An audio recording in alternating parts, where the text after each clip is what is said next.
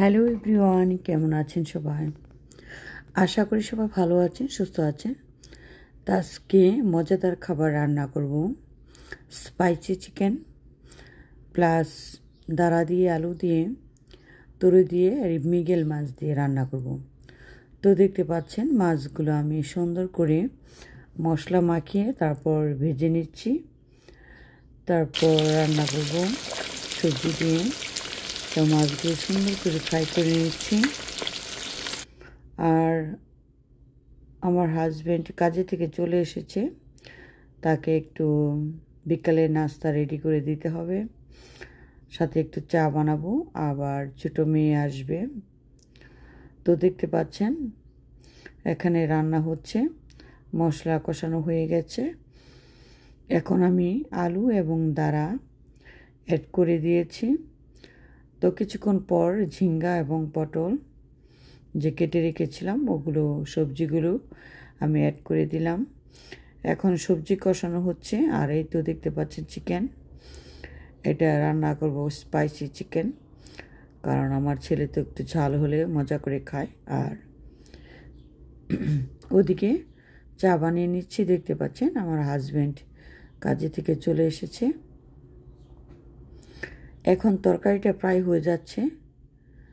দেখতে পাচ্ছেন খুব সুন্দর কালার এসেছে। তরকারি কালারটা মাছের তরকারি হালকা মশলা হলে খেতে খুব মজা লাগে। এখন প্রায় হয়ে গেছে। এখন একটু ভাজা জিরা দিয়ে আমি নামিয়ে ফেলব।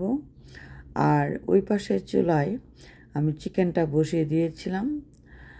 তো দেখতে পাচ্ছেন চিকেনটা প্রায় হয়ে গেছে। একদম স্পাইসি চিকেন, খেতে কিন্তু ছুঁই আমি। আর চা বানাচ্ছি, ওদিকে দুধ ছিল না, তাই একটু দুধ জাল দিয়ে তারপর চাটা বানিয়ে নিচ্ছি। আমি কফি ক্রিম দিয়ে চা বানাই, তো ওইটা আজকে শেষ হয়ে গেছে, সেজন্য ওই দুধটা দিয়ে চা বানাবো। এখন রান্নাবান্না শেষ। দেখতে পাচ্ছেন খুব সুন্দর স্পাইসি চিকেন রান্না করেছি, একদম অনেক ঝাল দেখতে পাচ্ছেন। আর তরকারিটা খুব সুন্দর হয়েছে, মজাদার। যেহেতু ঝিঙ্গার তরকারি খেতে কিন্তু অনেক মজা হয়। আর এদিকে নাতিনদের জন্য একটা আলু ভেজে নিলাম হালকা মশলা দিয়ে। আর এদিকে পটল ভাজাও হয়ে গেছে। তো আজকে রান্না বান্না মোটামুটি শেষ।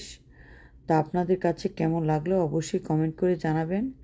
ভালো লাগলে লাইক কমেন্ট শেয়ার করবেন।